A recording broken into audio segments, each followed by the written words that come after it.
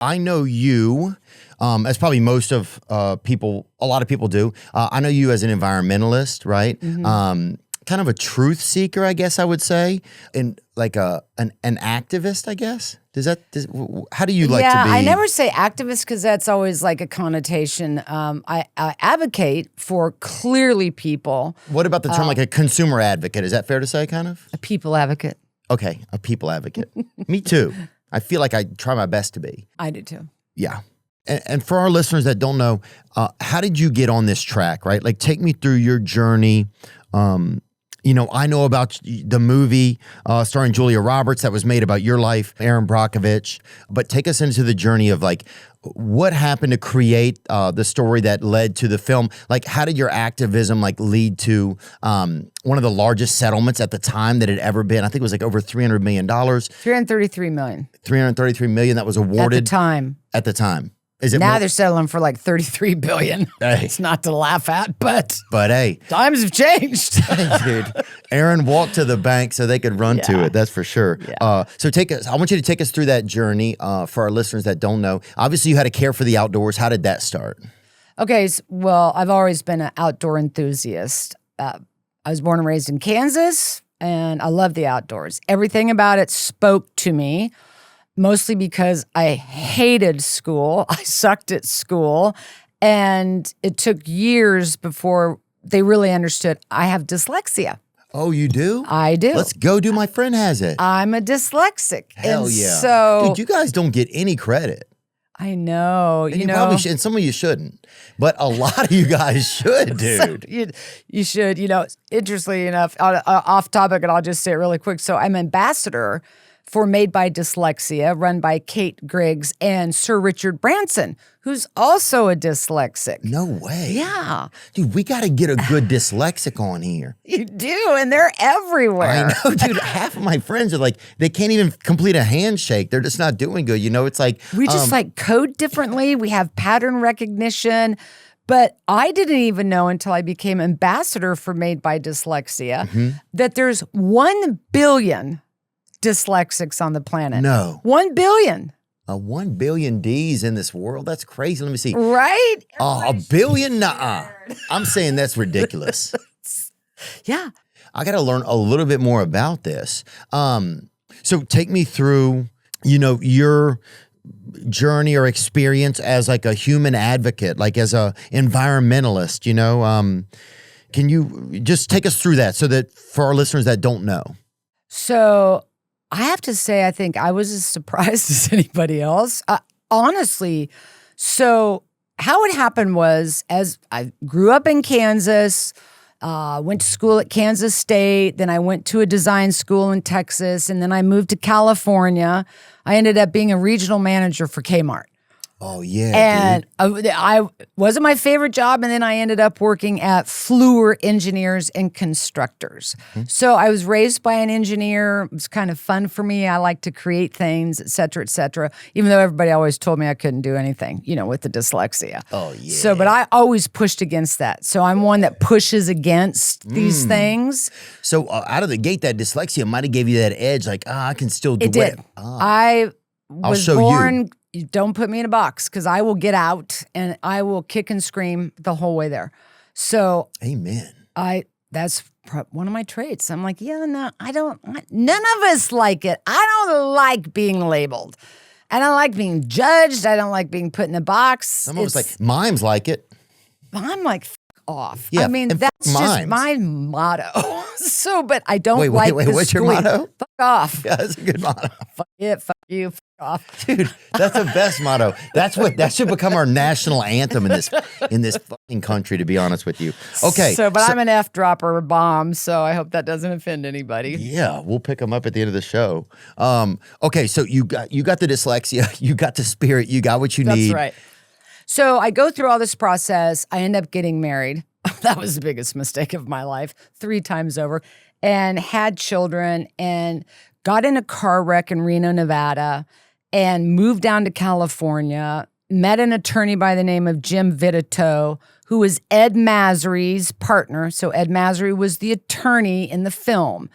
And we had a trial, and I lost. the jury told me to get a job. You had a trial for what? Oh, for the auto accident? For the auto accident. Okay, got it. And we lost. And of course, the lawyers told me we're going to win all kinds of money and make this right by you, Erin. That did not happen. So I went back to Ed Masry and I said, you promised me things would be okay, and they weren't, and I need a job. Yeah. So Ed gave me a job. So in the beginning of the film, Erin Brockovich, you'll see her doing all these interviews. And of course, I'd been a single mom and I was turned down for every job. But I had Ed cornered. You promised me something. Pay up, and Eddie. I showed up. Pay up, Eddie. It's that power of stick-to-itiveness that I talk about. When you show up, things are different. Right. Yeah. And see, that's something, and we'll get into that in a minute. I don't want to jump ahead of it. But that's what's going on right now out in this country. People are showing up. Amen. And I love it because I'm watching it. Yeah. We all are, especially with the data centers. We're united, bipartisan. And when we get united, we change things. Things can happen. And I love it. Amen. And I love that. That's what happened. I showed up with Ed. I ended up getting a job. Starting in the workers' compensation department. I like people. I'm a people person. I'm a chatty person. I want to know about you, what's going on in your life. That seems odd. So I was a perfect fit in the workers' compensation department. So one day, Ed came into the office, just like you see in the film, with a big archive box of files. Got it. And the movie's Erin Brockovich. For people that haven't seen it, you can go watch it. It's starring Julia Roberts. And Albert Finney. Oh, yes. Great actors. She's known for her great push-up bra. Yeah, I'd hold them in place. You know what I'm saying? No, I mean...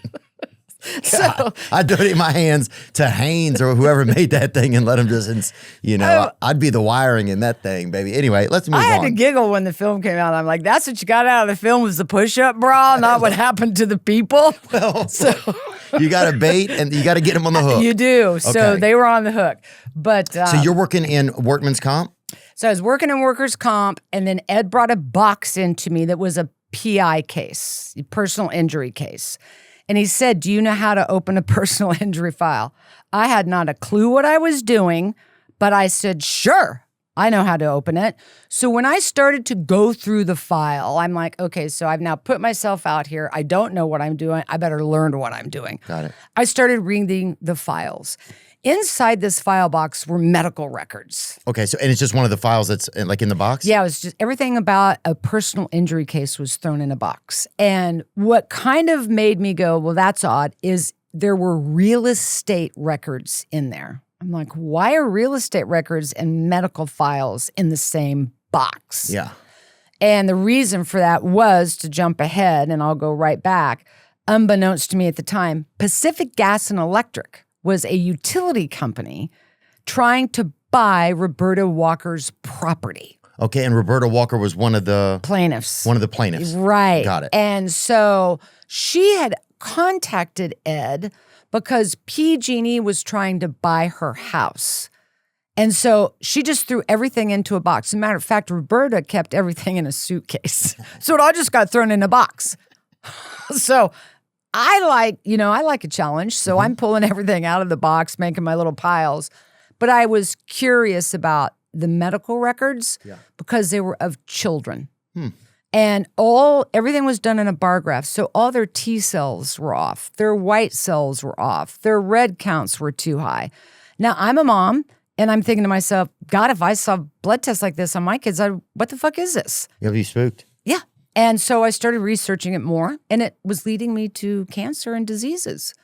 So I asked Ed if I could go out to Hinkley, California, which he was thrilled to let me go. Nobody in the office liked me. I annoyed everybody. My skirts were too short. My attitude sucked. Yeah. My bras were showing, and nobody wanted me around. So Ed was like, score. Get out of here and go. That's classic. So off I went to Hinkley, California. And the reason why, so just to get a little bit clearer, so in this box, this woman had hired the attorney for what purpose? To settle a real estate claim. Okay. So that's why the initial hiring was there. Right. But then there was all these other records in there. Why was Pacific and Gas trying to buy her house? because Roberta was on to something and they had water issues, and PG&E was holding these town hall meetings trying to convince everybody that there was nothing wrong with the water. Now, I'll tell you something I've learned ever since I began Hinkley. You piss off one mom and you pissed off Roberta, and they've got great instincts and they think you're lying to them, they're going to go find 10 other fucking pissed off moms, and they're going to actually use these instincts and they will come at you. And so these moms were getting upset. Hell yeah. And they knew it was just that moment. It's time for moms to get upset. Oh, yeah. And they've got this hunch, this instinct, this intuition, and they make it their job to find out because you've harmed their child. Yeah. And they don't believe you. And so that was the first clue for me, even in the files, talking to Roberta on the phone before I ever met her. Something was going on. And I have learned I always listen and believe the people. And people will show up, but somebody else tells them. And when I first even started my work in Hinkley, I was getting you're not a doctor. You're not a lawyer. You're not a scientist. You're not a politician. Yeah. So what do you do and why are you here and why should we believe you? And I had a moment where I was gobsmacked. I'm like, it never dawned on me that I had to be any of that. Right. All you have to be really is just a curious baddie. Absolutely. And to be a human and to tell you those two-headed frogs and the green water coming out of your tap is fucked up. And I'm not leaving. That's what happened. Yeah. I'm not leaving until these frogs have one head again. That's right. So if y'all think that's normal, I'm sorry. You call me crazy. Dude, there's so much of that gaslighting. Like, you see that all the time, even just like about podcasters talking with people. They're like, you're not a politician. You're not like a sciencer. You're not a astronomer. Stop talking. Whatever. Yeah. Because you're none of those. And I'm like, bitch, but I'm fucking curious and I'm fucking loud. That's right. How about that? Absolutely. And you know what? Curiosity is a good thing. Yeah. It can oftentimes get you in trouble. But sometimes it's quite surprising where it might lead you. Well, it's not, things should be fair. But I think if things are fair, people can operate from a place of comfort, of peace, and a place that gives them more autonomy. Yeah. If things are fair, like I know that there's going to be like setbacks in life, and some people aren't going to have the same advantages, and people are going to have disadvantages and stuff like that. And some people are going to be born in a less like circumstances. But overall, if you could, I don't know. And I guess things are never fair, but it's like, I don't know. That's something I think that a lot of people try and fight for is things should be fair. You should be able to raise your kids in a healthy enough environment, That's a great word, fair. And in Hinkley, what I have learned over 30 years is people and communities always handle the truth. They won't handle the lie. That lie is unfair.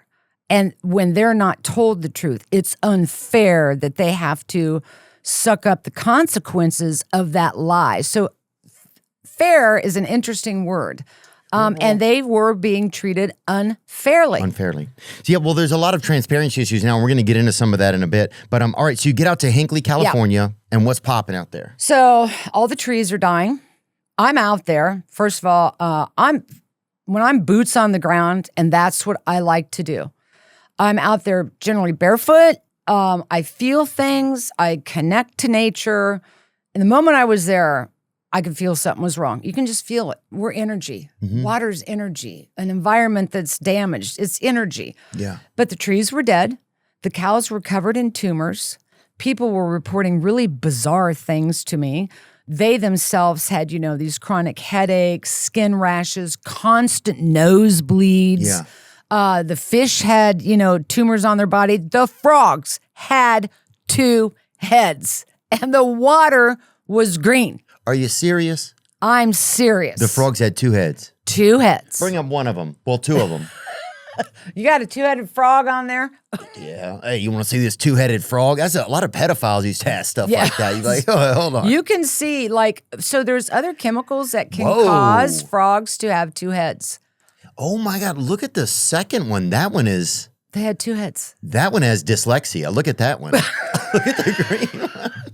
Well, I could believe that because definitely I've been told before you have two Sorry heads. to laugh at my own joke, but I thought Two that was different brains colliding together. that was pretty good. I thought based on the looks of that one. If you But can't it see, was stunning. And Right. I'm from Kansas. I don't see this shit in Kansas. right? Well, that's probably because the nature was a little bit more like. If you're heading out to California, it's a place where there's a lot more probably industry going on, and things could be a little bit more damaged. Because there's. But in Kansas, you're probably coming from a purer environment. I'm guessing. And also, dude, I remember a time in our town, like people couldn't whistle for like 2 months or something. And maybe it was something in the air or something was going on. We had a long, what's it called when the moon and the sun cross each other? Eclipse? Yeah. Yeah. We had an eclipse one time. I swear that thing lasted probably 3 days over there and people couldn't whistle. You couldn't hail a taxi for probably, for half a week over there. Well, I've been down in Louisiana. I spent 8 weeks down there down in the bayou with the whole BP oil spill. Oh, did you really? We'll get into some of that. Yeah. Okay, so you get out to Hinkley. You're seeing all these things go on. By the time I finally got Ed to go out there with me, he did not know who PG&E was. So we're driving along. He goes, okay, so kid, let's go over this. And I've seen all the stuff you've brought back. PG&E is a water utility. I'm like, what? He goes, yeah. I go, Ed, I'm from Kansas, and I know who PG&E is. They're a ginormous utility. He's like, what? So that's how the whole thing began. And so it was through my record search at the water board. Mm-hmm. That's when I started discovering in writing reports that the area was contaminated with a chemical known as hexavalent chromium. Wow. Bring it up. Let me see it right there. Hinkley groundwater contamination. PG&E, Pacific Gas and Electric, used chromium-6 or hexavalent chromium, a cheap and efficient rust suppressor. Correct. In its compressor station for natural gas transmission pipelines. Hexavalent chromium compounds are genotoxic carcinogens. Mm-hmm. What does that mean, genotoxic? And they're mutagenic. They can affect the genes. And they can be passed on? Correct. Oh, my gosh. And you can see trisomy 7 and different diseases like that in the children. See, and I was seeing a pattern of nasal pharyngeal cancer, throat cancer, lung cancer, kidney cancer. Got it. So as I started, at this point, getting a year into it, Ed can clearly see what's going on. Now, what had happened with PG&E was, again, as I said earlier, they were holding like these town hall meetings, and they were telling everybody, and again, talk about unfair, they were telling everybody that it was chromium in their water, which is a natural element, and it's good for you. You can find it in your breakfast cereal. Wow. They weren't telling him that it was hexavalent chromium and it was a poison. Damn. And so as all this data started getting put together, and I put together I call a hot doc book. Mm-hmm. So as a dyslexic, I'm here and I don't take numbers in the environment like 5 ppm and calculate forward. I always calculate backwards. And I needed to go find those higher numbers in time to prove what they had been exposed to over 20, 30 years. Wow. So as I started getting into my record searches, I create these hot doc books, which is like almost a trial notebook, which I'm just doing instinctually because I'm just trying to put the pieces together myself. Make sense to you. Yes. Wow. Yes. And by doing that, you're putting together a great case. Yeah, unbeknownst to me. Got it. And, Understood. I was just out there every day of my life was like, nah, this doesn't make sense to me. And this was a huge cover up. And this is where I've said, people would have dealt with the truth. Hey, we need to get you out of here. We're poisoning you. But it was the lie that becomes so insidious that you just drag them through that. But once Ed realized this was a lawsuit, he had to go hire a couple more attorneys because he was about broke borrowing money against his house to keep things going. Wow, so he started to believe in it that much. That much. Wow. Yeah. And so he found 2 other law firms. That was Engstrom, Lipscomb, and Lack was the head attorneys there. And we had a lawsuit. And we had 634 plaintiffs. And it was filed as a direct action, not a class action. Because in a direct action, everybody's damages were different. Some people were closer to the PG&E facility where they had higher readings in their wells. Some were further away where we couldn't prove that the plume had gone through yet, so we filed a direct action. And just to go back real quick, the hexavalent chromium, what was it in there? It was in there to prevent rust from the pipes from rusting? It's an anti-rust inhibitor. Understood. So Okay. it was a gas compressor facility. So actually there was other cases that I went and backtracked and found later. But from Topac, California, they're pushing and pulling natural gas out of Texas. Understood. And then it would go from Topac, California to Barstow. And then in Barstow, it would get pushed and pulled up to Kettleman. And so think of it like the engine of your car. And these facilities are big, huge piston engines pushing and pulling this gas through. And so they have to run water through the system so it doesn't cease to operate. Wow. And these chemicals have, like chromium-6 is an anti-rust inhibitor because if you don't have it, rust will corrode the pipes, right? And then they would take all the used water through the system and dump it into unlined ponds. So it goes right back into the soil. Right back into the aquifer. Right back into where? In the what? Aquifer, the water zone. Yeah. And now I see how the data centers came on your radar because that's sort of the same thing. They're using this. There's a similar thing that kind of happens is they use so much water to cool off what's going on. So now I kind of correlate like, okay, this makes perfect sense. Why her involvement? There's a whole lot of things about data centers, and I know we'll get there. I'll stay on your pace. Yep. That set me off, and that was one of them. Yeah, and we will. We're almost to data centers. But what was one of the toughest parts about going after a company that big? Like, did you start to get scared? Did you personally get scared? Was there times you were laying in bed at night and be like, somebody might try to take you out? Like, how heavy did it get, really? People brought that up, and I didn't kind of go there until one day. I was stealing toxic hazardous waste off-site. You were stealing it? Yeah. Oh, you were pulling up somewhere that had it? Oh, I'm a bad guy. I'm stealing the toxic hazardous waste. Okay. To have evidence. Yes. Got it. Okay, so I'm sorry I stole your two-headed frog and a bunch of green fucking soil. Sue me. So PG&E called the cops, and I was going to get arrested. I'm standing with my two-headed frog and my little file, my little, what do you call it, igloo, because I knew to keep things cool. I had my chain of custody, writing everything down. You really had one in an igloo? Yeah. Wow. So I'm like, are you arresting me? I said, can I at least call my attorney? So I called Ed. And Ed goes, wait a minute, you're going to arrest her for what? And they're telling him, he goes, you know what? Let him. Do it. And I'm going, what the fuck? Then it's on file. What the fuck, Ed? Anyway, he said, you do it. You do it because it's going to be headline news. That I want you to arrest this girl for what? Stealing two-headed frogs from a polluted site? Do it. And they let me go. And I called Ed and I'm like, were you really going to have me arrested? He goes, oh, hell yeah, I would have had you out in 5 minutes. So, kiddo, don't worry about it. I was like, wow. God. What a journey. So. And how did he work afterwards with the plaintiffs? So the plaintiffs, there was over $330 million awarded, and that was divided up between the different families at certain amounts, et cetera? Yeah, so done as a direct action. So people who live way out from a plume boundary received awards for fear of cancer versus the people that lived there 35 years right next to the facility that were exposed to high levels that had cancer. Wow. And so the judges made all those rulings based on the facts surrounding their particular case. Oh, wow, that's pretty amazing. What a journey, huh? Did you know at the time that it was going to become such a big thing? You had no idea? No. Wow. None. It was just one of those moments for me that